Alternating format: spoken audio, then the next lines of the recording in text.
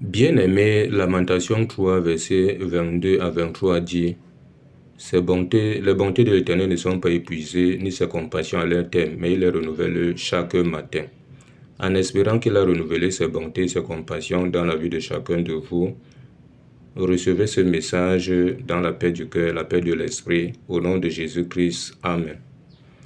Bien-aimé, je vais vous parler de l'huile.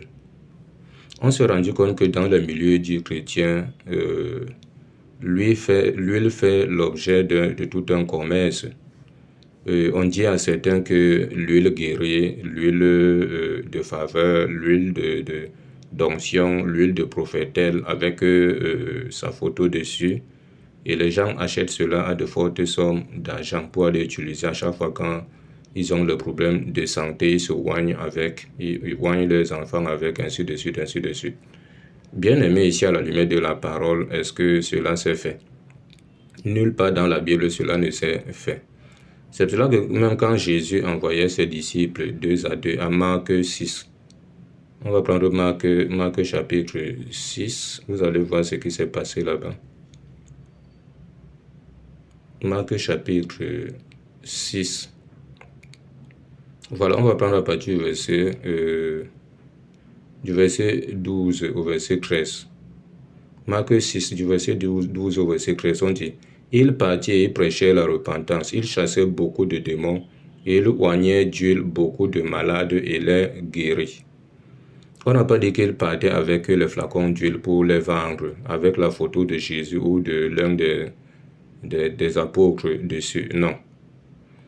Et ce n'est même pas l'huile qui guérissait, parce que l'huile ne guérit pas. Et on voit cette pratique que après la mort de Jésus, on voit plutôt là-bas à Jacques, qu'on va lire rapidement, où on dit que si quelqu'un est malade, qu'il appelle les anciens d'église. Les anciens d'église prient pour lui en loignant d'huile.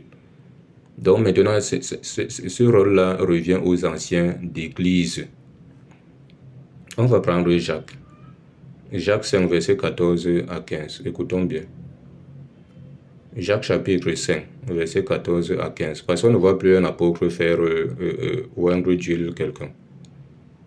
Mais on dit ici, là, Jacques 5, verset 14 à 15. Écoutons bien.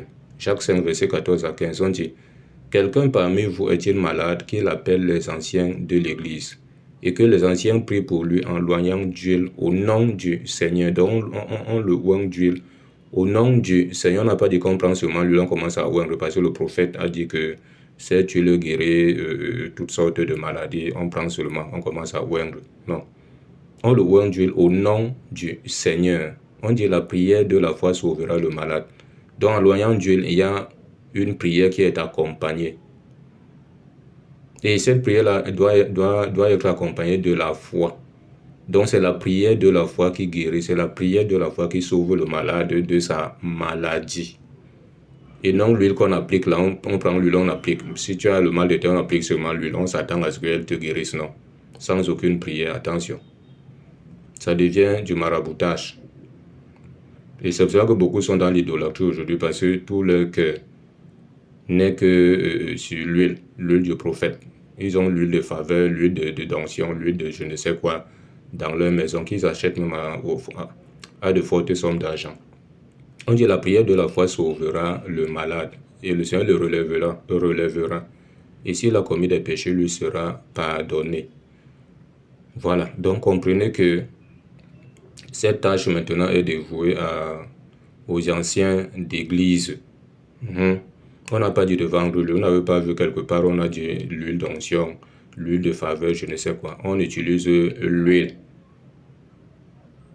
Voilà. Et comprenez, comme on a vu la fois dernière, que dans l'un de mes enseignements, que le Saint-Esprit est même d'abord l'huile. Celui qui a le Saint-Esprit, il a l'onction de Dieu qui est l'huile en lui. Voilà. C'est pour cela que Marc 16, à partir du verset 16, là-bas jusqu'au verset 18. Marc 16, du verset 16 au verset 18, on va lire ça rapidement. Écoutons bien. Marc 16, du verset 16 au verset 18, nous dit: celui qui croira qui sera baptisé sera sauvé, mais celui qui ne croira pas sera condamné. On dit: Voici les miracles qui accompagneront ceux qui auront cru. Ils chasseront, à mon nom, ils chasseront les démons, ils parleront de nouvelles langues, ils saisiront des serpents, s'ils boivent quelques breuvages mortels, il ne leur fera point de mal. On dit, ils imposeront les mains aux malades, et les malades seront guéris. Ici, on n'a pas dit d'utiliser l'huile, parce qu'on sait que l'onction même qui est en toi, c'est déjà l'huile. Tu imposes les mains aux malades et les malades sont guéris. Il y a juste des cas spécifiques où tu peux appeler les anciens d'église, on prie pour toi en toignant d'huile et en priant. Et la prière de la foi, parce qu'il faut qu'ils mettent de la foi dans leur prière en toignant d'huile. C'est ça qui va te sauver de ta maladie, qui va te guérir de ta maladie. Et si tu as commis des péchés, ils te seront pardonnés. Donc voilà un peu ça, ne mélangez pas tout, ne mélangez pas les serpillères avec les torchons.